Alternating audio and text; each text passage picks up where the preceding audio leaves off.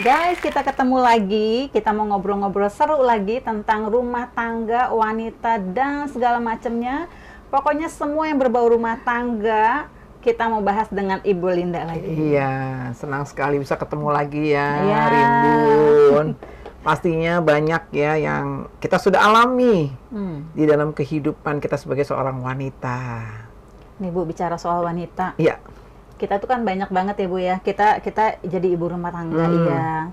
Terus nggak usah deh yang nggak tinggal di rumah tuh, yang mereka kerja di luar juga. Tapi banyak sekarang ibu rumah tangga itu mereka cari income lagi Bu, jualan online lah, mereka jual-jual live di TikTok, aku soal itu Shopee gitu rata-rata ya. yang live di TikTok itu cewek loh, ibu-ibu Iya. ya.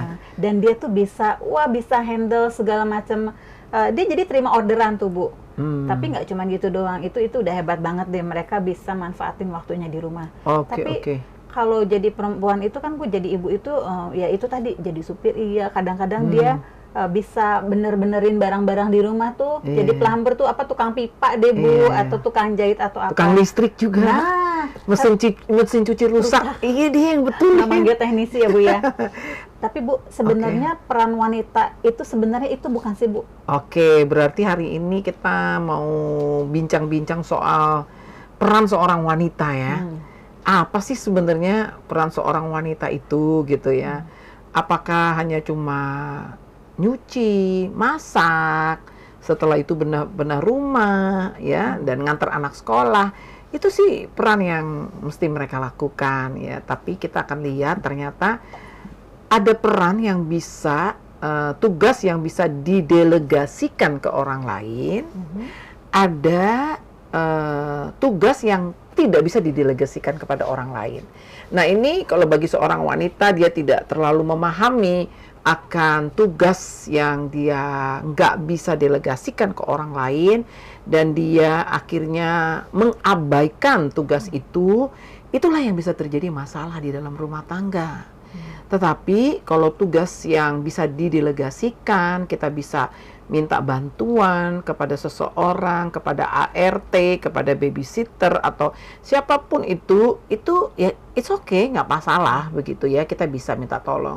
Tetapi kalau kita bisa lakukan itu juga, we can do it. Ya, mungkin mengurangi budget di dalam pengeluaran kita. Tetapi kalau kita juga sementara bekerja dan harus mengerjakan itu lagi, kita butuh seseorang dalam kehidupan kita.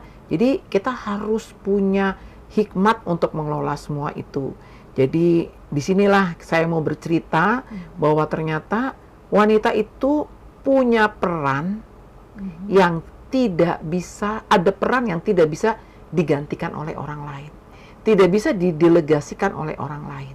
Ada peran yang bisa didelegasikan orang lain, ada peran yang tidak bisa didelegasikan kepada orang lain. Contohnya apa tuh Bu? Soalnya nih Bu ya, waktu aku punya anak satu nih Bu, suami berangkat kerja, kita tuh belum mandi sama sekali. Anak bangun kita udah bangunin gitu ya, mandiin, kasih makan. Nyuci juga kita, ngepel juga. Kasih makan anak buat makan siang. Tahu-tahu suami mau pulang kerja, kita baru sempat mandi tuh Bu. Ya kalau sekarang kan Untung masih sempat mandi. Iya, kadang-kadang nggak sempat mandi juga sih Bu, lumayan ngirit. Jadi ditinggalin suami baju yang sama ketika dia datang, terus udah gitu pakai plus-plus. Bau ompol, bau bawang, bau cabe gitu ya. Iya.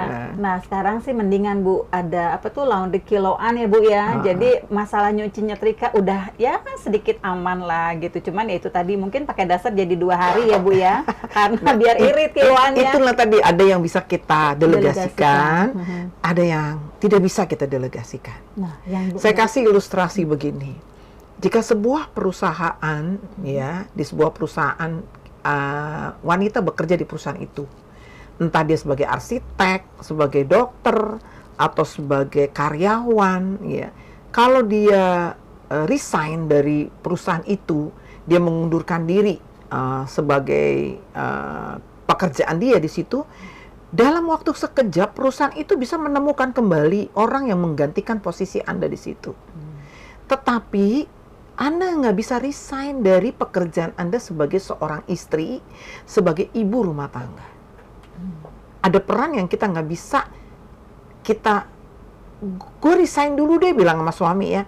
gue resign dulu, gue berhenti dulu jadi istri lu 2 bulan aja, ya. Gue nggak ngelayani lu 2 bulan aja. Wah, nggak bisa karena nggak ada yang bisa menggantikan Anda sebagai posisi itu di dalam dirinya. Saya resign deh sebagai ibu sementara, ya. Saya cuti dulu sebagai ibu, cuti dulu sebagai istri, nggak bisa. Kalau di perusahaan, kita resign secepat itu bisa digantikan. Tapi para wanita ada tugas yang nggak bisa digantikan. Dan kalau kita lalai akan tugas ini, maka rumah tangga kita bisa mengalami satu problema di dalam kehidupannya. Lebih spesifik apa tuh Bu? Kalau tadi kan nyuci masih bisa sama Mbak di rumah kan, ngepel gitu. Atau mungkin dia nggak stay, tapi kita bisa panggil yang pulang hari gitu kan Bu. Nah yang mana tuh Bu? Yang buat sebagai ibu atau sebagai istri, yang mana? Sebagai ibu ya, peran untuk kita memeluk anak kita, kita menjadi seorang mentor di dalam anak kita memberikan arahan di dalam anak kita tuh nggak bisa digantikan, walaupun mungkin ada seseorang yang bisa menjadi guru private untuk dia, tapi ada peran yang nggak bisa digantikan sebagai seorang ibu di dalam dirinya. Karena itu yang Tuhan sudah ciptakan, bahwa anak itu butuh kehadiran seorang ibu di dalam dirinya. Beda ya kalau ibunya udah dipanggil Tuhan. Tapi sebenarnya kalau dia sebenarnya punya ibu, tetapi ibunya itu tidak berperan, ya. Jadi ini banyak nih sekarang ibu-ibu ada di rumah ngerjain pekerjaan yang sebenarnya itu bisa kita delegasikan ke orang lain, tapi kita sibuk. Ada orang kan wanita yang terlalu perfeksionis ya, rumahnya harus begini, harus bersih, segala macam begitu, tapi akhirnya dia melalaikan peran yang tidak bisa diabaikan itu. Nah, jangan sampai terjadi seperti itu. Peran yang tidak bisa diabaikan itu apa di dalam hidupnya? Memeluk anaknya, mendampingi anaknya ketika anaknya sulit, ketika anak kita pulang dan berkata, "Mah, hari ini ujian aku failed loh, Mah." Nah, ketika seorang ibu memeluk dia dan berkata, "Oke, Nak, walaupun kamu failed, kamu tetap anak Mama." Itu tuh nggak bisa digantikan sama si Mbak. Harus seorang ibu yang ngomong begitu. Jadi dia merasa bahwa, oh, orang tua saya tuh mengasihi saya. Bukan hanya ketika saya berhasil dalam hidup saya, tapi ketika saya gagal juga ternyata ada pelukan Mama, ada pundak Mama, ya, ada kuping Mama, ya, mungkin ya seperti itu yang dirasakan seorang anak dalam dirinya. Itu nggak bisa digantikan di dalam kehidupan kita membesarkan anak-anak. Nah, kita mesti aware kepada hal itu supaya anak-anak kita itu bisa bertumbuh dengan nutrisi yang tercukupi, sehingga akhirnya dia menjadi pribadi yang kuat, sehingga boleh menggenapi rancangan Tuhan dalam hidupnya, karena ada seorang ibu yang bersama dengan dia. Nah, itu mungkin seorang anak. Nah, sekarang istri nih, ya, orang istri itu harus jadi support system buat suaminya. Dia harus mendampingi suaminya karena dia itu penolong. Tidak baik laki-laki itu seorang diri. Aku akan menjadikan seorang penolong yang sepadan dengan dia. Jadi kita ini penolong sepadan. Bukan perongrong lagi ya. Ya, apalagi penodong. Perongrong, penodong. Apalagi itu satu tuh, saya nggak suka tuh. Provokator. Provokator. Jadi tukang ngompor-ngomporin suaminya. Jadi, padahal biasanya kan itu perempuan ke perempuan lagi, ini ke suami juga bisa jadi provokator. Bisa, seperti itu. Nah, kita itu penolong buat suami kita. Jadi, suami butuh kehadiran seorang istri. Ketika dia mengalami masa-masa yang berat di dalam hidupnya, dia bisa bercerita kepada istrinya, dan istrinya harus bisa menjadi penghibur. Karena salah satu arti daripada istri itu, peran istri itu dia penghibur. Penghibur, konotasinya memang, maksudnya encourage, misalnya suami lagi mengeluh, lagi sedih gitu, kita penghibur. Karena kan konotasi penghibur itu kan, apalagi perempuan ya Bu ya, ada juga kan tuh penghibur yang di luar sana. Benar kan Bu? Betul. Kan tidak ada laki-laki penghibur.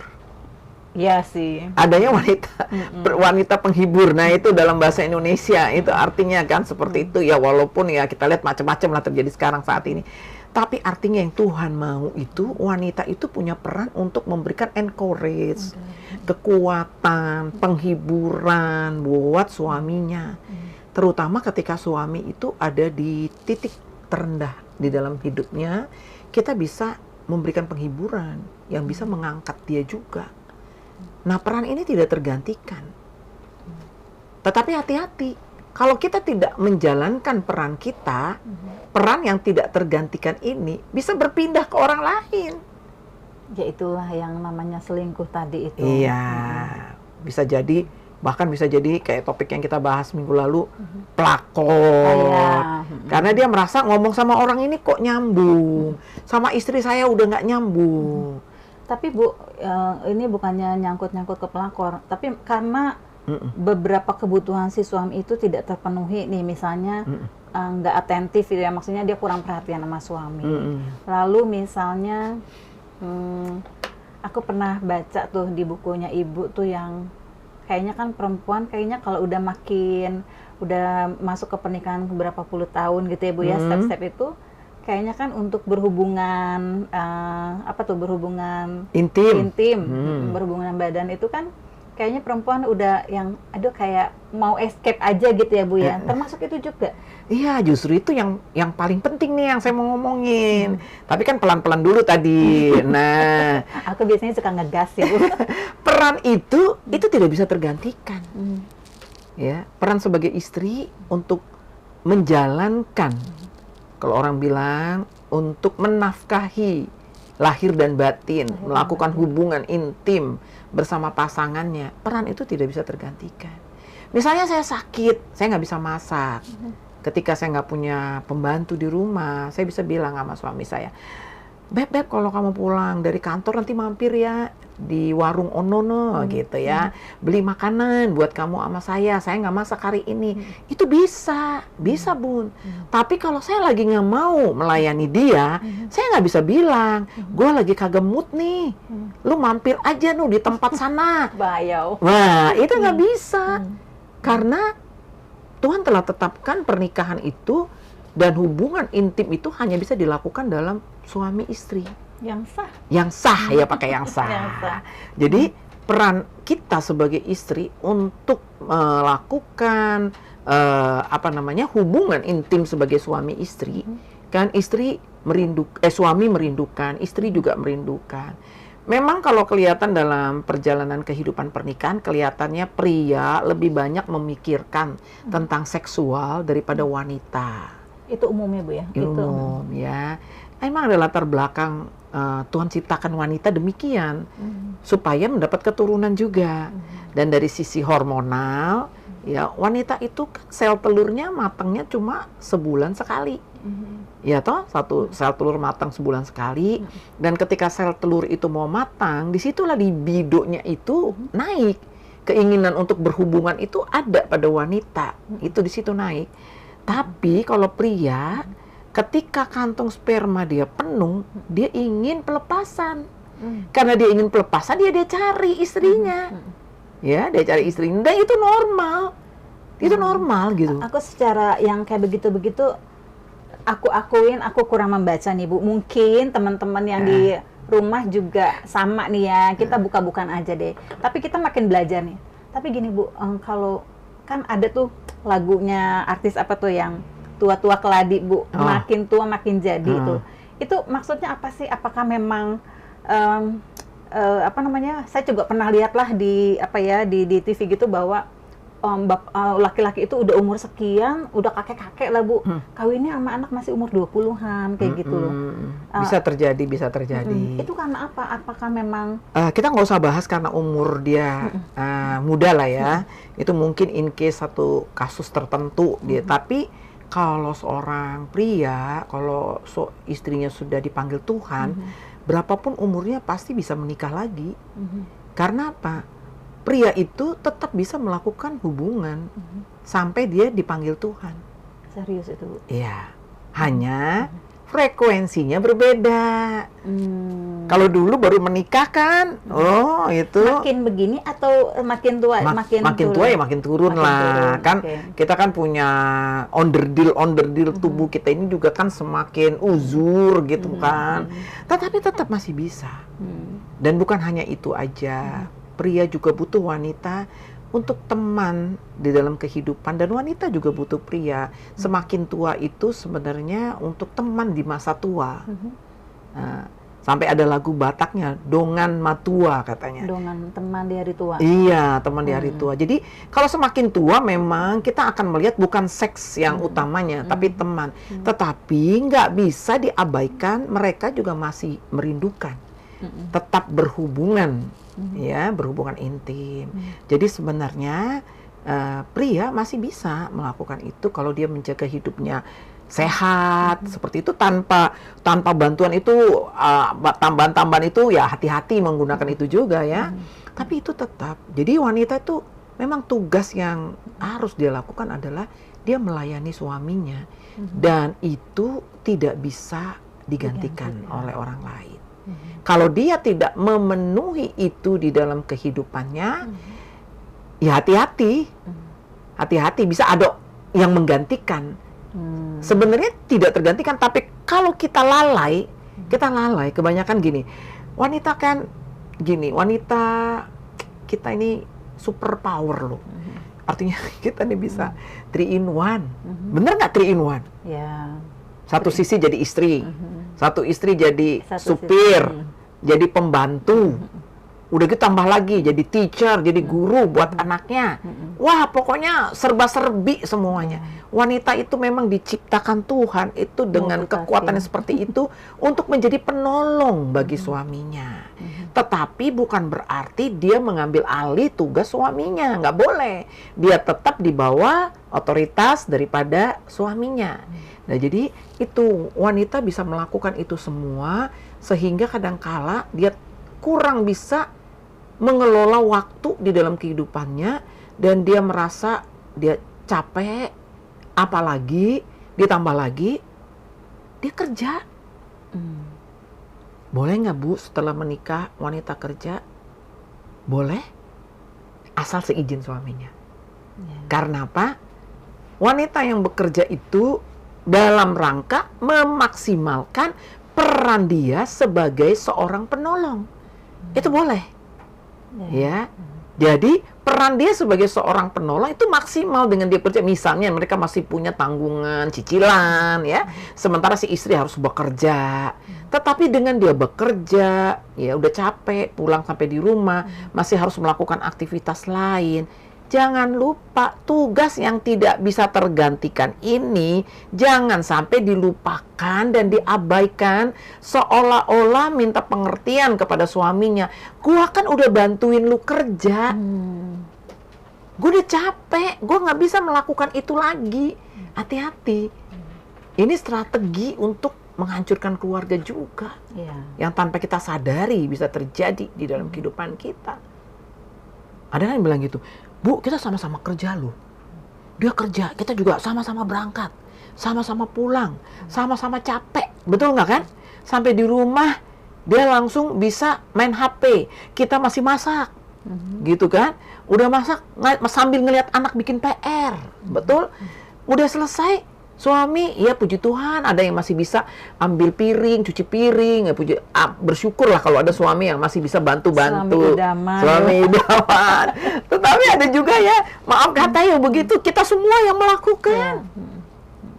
Dan begitu tengah malam, langsung ada PR-PR lagi. Iya. Tadi Ibu nyebut onderdil itu ya Bu ya. Aku sama teman-teman aku tuh sekarang ada istilah kayak begini Bu. Kalau aku udah pisah sama mereka, terus aku bilang, aku dijanjiin sama suami aku, jangan lupa ya Kak, ganti oli gitu loh.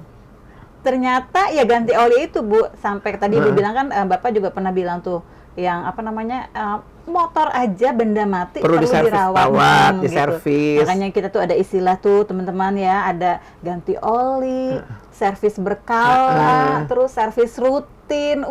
Nanti lama-lama kalau teman-teman ngikutin apa namanya pertemuan-pertemuan kita kayak begini nih, lama-lama paham deh. Ya jadi tapi menarik gitu loh, menarik banget, dan memang itu perlu untuk ngingetin kita ya Bu ya. Iya. Karena yang ngerawat suami kita ya kita, nggak mungkin dia servisnya ke bengkel yang lain kan Bu, gitu. Jadi perlu banget wanita itu ya membangun kehidupan itu yang kuat. Pertama kuat secara roh, hubungan dengan Tuhan. Kedua kuat secara jiwa, untuk tidak menyimpan kesalahan-kesalahan masa lalu, kekurangan-kekurangan suami kita, sehingga akhirnya ini mempengaruhi peran yang harus kita lakukan untuk tidak kita lakukan. Ayo, banyak istri nolak permintaan dari suami, ujung-ujung kenapa? Gue lagi sebel, gue sakit hati, gue kecewa, dijadiin senjata ya. Dijadiin senjata. Seperti itu, masalahnya belum terselesaikan. Karena ada perbedaan gini, ya. Kalau wanita itu punya masalah, dia sulit melakukan hubungan intim. Nanti ketika itu natural, iya itu perbedaan wanita. Jadi kalau dia ada masalah nih, tadi anaknya misalnya bandel, anaknya gimana gitu ya, dia mau melakukan hubungan intim itu kayaknya tuh loadingnya tuh lama, berat gitu. Karena tadi mikirin tuh masalahnya gitu. Tapi si suami, nih denger, walaupun proposalnya ditolak, walaupun dia pergumulan di luar sana, justru ketika dia pulang, gua mau dapat sesuatu yang enjoy dalam hidup ini. Gua mau bersama dengan istriku. Tapi untuk menikmati. Kalau kayak gitu, suami juga mestinya ngerti ya Bu ya. Ini makanya yang dengar nggak cuman ladies doang nih ya. Suami juga dengar bahwa kita tuh perempuan tuh yang hatinya tuh harus apa sih Bu? Di jamah dulu. Jamah dulu ya. Kita dibikin happy dulu, baru kita ditabur dulu kebaikan-kebaikan suami, menabur dulu baru nanti menuai kemudian. Jadi menabur pagi hari, menuai malam hari. Jadi seperti itu kan sering kan. Begitu suami mengajak hubungan dengan istrinya, terus istrinya bilang, yuk kita gini-gini. Yang dijawab itu masalah yang tadi. Itu tadi anak kita begini-begini. Begitu aja hubungan, tagihan kartu kredit besok harus dibayar. Nah gitu-gitu. Jadi banyak itu wanita itu sulit melakukan hubungan intim karena dia memikirkan tuh masalah-masalah. Jadi dia kepingin tuh masalah beres dulu, baru dia melakukan hubungan intim. Sementara bagi seorang pria, gue punya masalah sebanyak apapun di luar sana. Kalau gue pulang, gue mau hubungan intim supaya gue mengalami satu fresh. Itu perbedaan. Jadi di sini wanita perlu menyikapi. Justru ketika suami kita mungkin punya persoalan, punya masalah, maka dia akan cari Anda. Bukan hanya Anda jadi pendengar yang baik, tapi sebentar lagi ada sentuhan alfa sampai omega. Tapi gini loh Bon, kalau suami masih merindukan hubungan bersama dengan istrinya, berarti suami itu setia. Kalau dia udah tidak merindukan lagi berhubungan intim dengan istrinya, justru kita para wanita mesti tanda tanya. Itu ketahuan nggak sih Bu di stage umur pernikahan ke berapa tahun tuh? Biasanya kan aku suka dengar tuh yang 5 tahun pertama, 5 tahun kedua, 5 tahun ketiga, itu gimana Bu? Emang ada, tetapi kan kita tuh harus create sebenarnya. Bagaimana misalnya hari-hari yang kita melakukan yang terbaik ini ya, maksudnya jangan cuma sering kita merasa tuh seperti kayak sisa-sisa waktu. Sebenarnya kalau di-create sebaik mungkin tuh bagus untuk kita bisa menikmati. Hanya kalau kita masih usia muda itu kan begitu lihat aja udah ada kehidupan. Betul.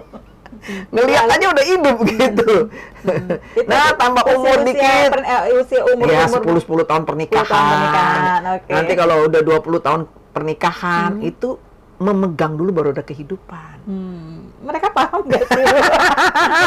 Yang penting kita sebutin dulu, nanti kita kan pasti setelah tayangan ini kan bisa komen maksudnya apa sih, terus di atas 30 tahun itu perjuangan hidup. Perjuangan hidup tuh ya. ketiga. Lalu perjuangan kehidupan gitu. berjuang dulu baru hidup ya, Bu. Iya, ya selebihnya ya tinggal riwayat hidup. Tapi masih bisa. Masih bisa. Ya kita minum dulu deh, Bun. Iya. Iya.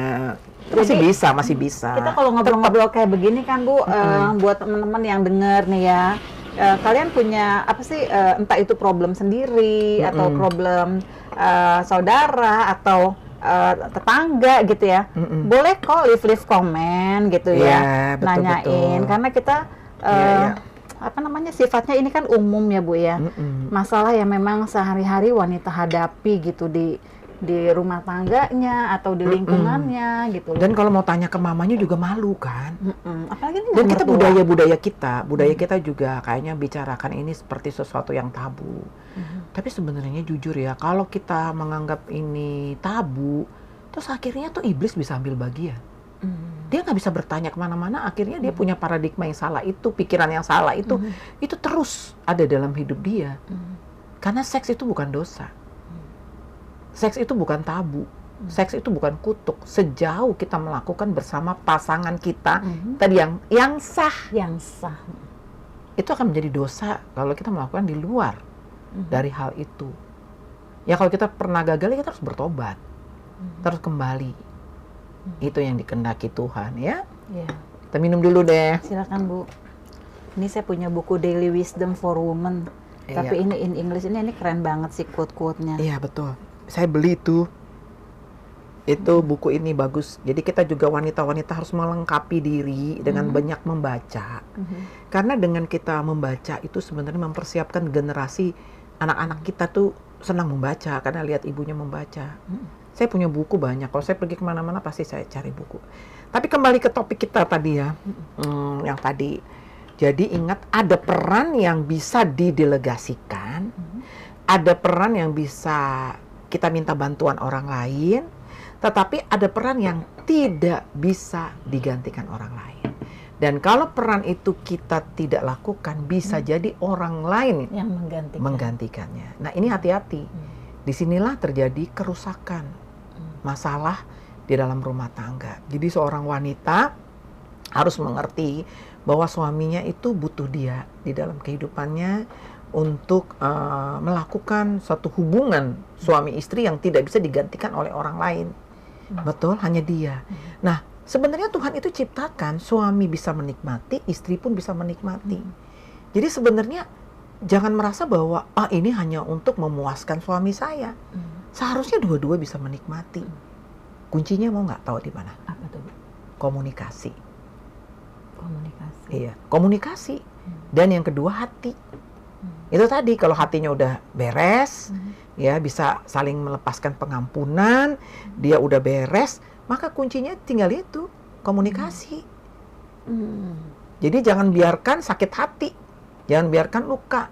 Karena apa? Banyak orang tidak mau melayani suaminya, menolak permintaan suaminya, bukan karena sakit fisik, tetapi sakit hati. Kalau sakit fisik memang udah nggak boleh, 40 derajat, lagi demam, ya memang kita berhak nolak. Masa menstruasi, kita berhak untuk tidak melakukan hubungan itu, artinya jangan. 40 hari pasca melahirkan, ya itu onderdilnya masih dalam baru turun mesin, seperti itu. Jangan ditambah lagi. Nanti suami kita ya berat, karena apa tadi? Kalau kantong spermanya sudah penuh. Nah itu Bu, kalau kantong sperma itu maksudnya gimana sih Bu? Secara itu tiap hari kah begitu atau taunya gimana Bu? Taunya gimana nih? Ya itu tadi, karena dari hasratnya aja atau? Iya, begitu kantong sperma kosong setelah melakukan hubungan intim, itu akan terisi lagi. Kalau dia masih muda, cepat tuh. Oh ya? Bisa 2 jam terisi lagi. Ah serius? Iya, makanya kalau pengantin baru, berapa kali kamu dulu pengantin baru? Kan masih bisa, tapi kan ya makin umur, makinlah kesininya misalnya ya beberapa hari dia penuh lagi. It's human being, itu reaksi tubuh kita yang normal. Nah kalau dia sudah penuh lagi, ya pasti dia cari tempat pelepasannya. dan dia rindu untuk bersama. Nah, jadi kadang nggak tahu kan, aku aja baru tahu loh. Kita jangan malu. Makanya kalau dengerin yang kayak begini itu kita dapat sesuatu yang baru, kita diupdate. Bener Bu, aku baru tahu. Iya ya. Nah itu kalau dia mau pelepasan, nggak bisa dilepasin, itu bikin suami kita tambah pusing, Bu. Pusing beneran pusing. Gitu. Makanya pusing, dia pusing. Makanya kalau ada orang konseling kemarin dia bilang pusing, maksudnya apa ya? Jadi koreksi diri nih Bu, koreksi diri. Jadi dia biasanya tambah marah-marah. Saya kalau ada kan saya konselor juga, misalnya ada konseli saya bilang tuh suami saya tuh Bu marah-marah terus. Saya tanya, kamu seminggu berapa kali berhubungan intim? Udah Bu, saya udah nggak pernah kasih lagi sampai 2 bulan. Ya, ntar suami itu tambah marah-marah. Oh gitu ya Bu? Iya. Mungkin aku yang polos kali ya Bu ya. Anak-anak tuh sampai gini ya, Mami, itu Daddy kok marah-marah? Aku jawabnya apa coba Bu? Enggak ke situ Bu. Aduh, thank you banget nih Bu kita ketemu sore ini. Terus aku bilang apa sama anak-anaknya? Kayaknya Daddy lagi nggak ada duit tuh. Gitu Bu. Aduh. Bukan nggak ada duit, perlu pelepasan. Perlu pelepasan. Jadi dan satu lagi, hubungan suami istri yang baik dan bisa dinikmati bersama, ternyata itu memberikan kesehatan di dalam kehidupan suami dan istri. Jadi katanya awet muda ya Bu? Kita tuh sehat. Ya, awet muda. Mudah-mudahan awet muda begitu. Jadi sehat aja. Sehat itu. Jadi itu memberikan kesehatan ya. Yang dipercayai ada hormon-hormon kebahagiaan. Buktinya suami kita kalau habis karena kalau suami kita kan habis berhubungan balik kanan kan langsung apa yang dilakukan? Bisa tidur dia. Tapi kalau kita nggak kasih, yang ono bangun terus, dianya kagak bisa tidur. Gitu loh, paham? Jadi kasihan. Nah, kalau secara biologis, kalau orang kurang tidur kan kesehatannya terganggu. Tapi kalau dia bisa tidur nyenyak, wah itu kesehatannya bagus. Dan satu lagi yang penting. Apa tuh Bu?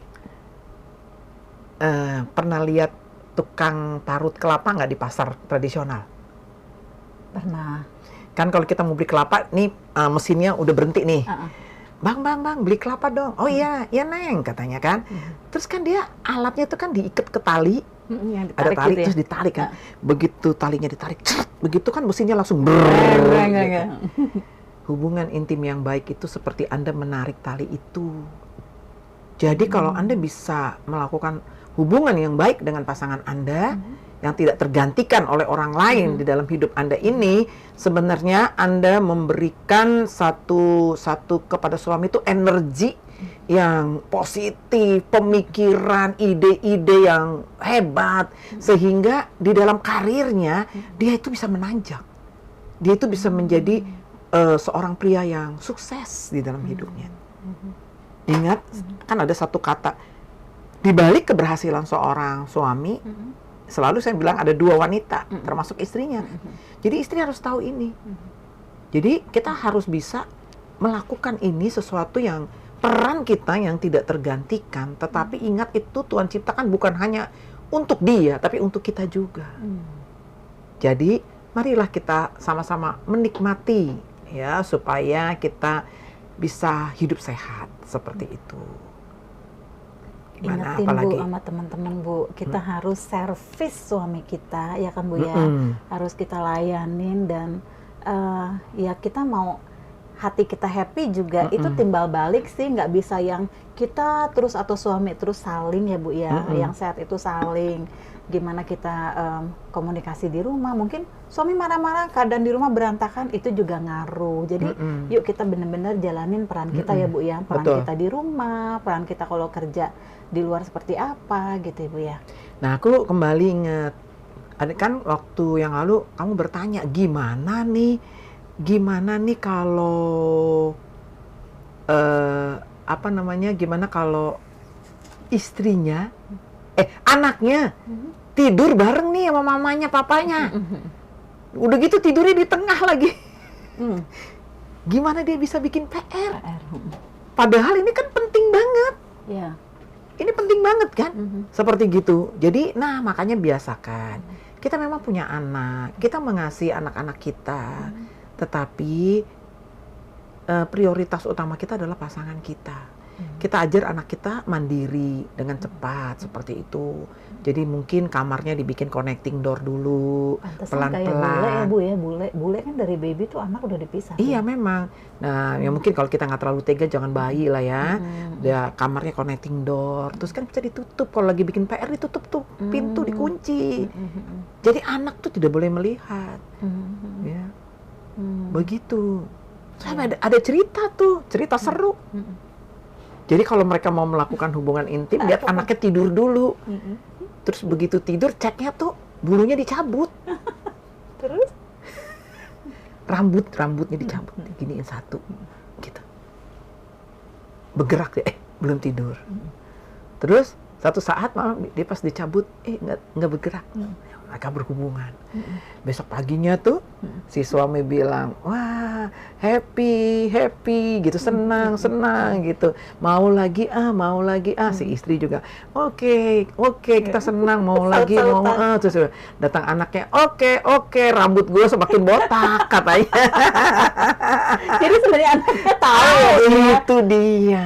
Aku pernah loh Bu, masa transisi ya kemarin itu berapa tahun pertama ya? Kayaknya ada hampir 2 tahun ya. Kita tuh tinggal tuh bener-beneran satu rumah tuh yang ya anak-anak juga numplek-blek gitu ya. Iya. Aku nggak ngeh loh Bu, makanya aduh ini teman-teman nih ya kalau hari ini ngedengar kita pembahasan seperti ini suatu treasure banget. Karena dulu tuh aku benar-benar nggak tahu sama sekali dan aku nggak search ya Bu ya, nggak mungkin YouTube waktu itu belum populer gitu, terus atau medsos yang lain itu nggak begitu populer gitu. Nah aku tuh nggak tahu. Nah sampai akhirnya suamiku sampai bilang mau sampai kapan? Aku tuh nggak ngerti loh Bu. Nah kan makanya kita perlu banyak belajar wanita tuh. Wanita yang bijak mendirikan rumahnya, wanita yang bodoh meruntuhkan dengan tangannya sendiri. Jadi kita perlu belajar seperti itu. Tapi itulah ya topik kita hari ini. Ada peran yang bisa tergantikan, ada yang bisa digantikan, bisa ditolong orang lain, tapi ada peran yang tidak bisa tergantikan. Jadilah wanita seorang manajer di rumahnya. Dia bukan leader, tapi dia memanage, mengelola, mengatur semuanya. Sampai rumahnya juga bagus, memanage waktu dengan baik, sehingga ada waktu untuk menjalankan peran yang tidak tergantikan itu. Sehingga hubungan suami istri bisa berjalan dengan baik. Dan hubungan suami istri yang baik adalah tanah yang subur untuk anak-anak kita bertumbuh menggenapi rancangan Tuhan. Mungkin sampai di sini dulu pembicaraan kita kali ini. Belajar banyak banget. Iya. Ya, kita pamit dulu. Jangan lupa kalau memang diberkati untuk teman-teman yang lain langsung like, share, subscribe juga. See you. See you.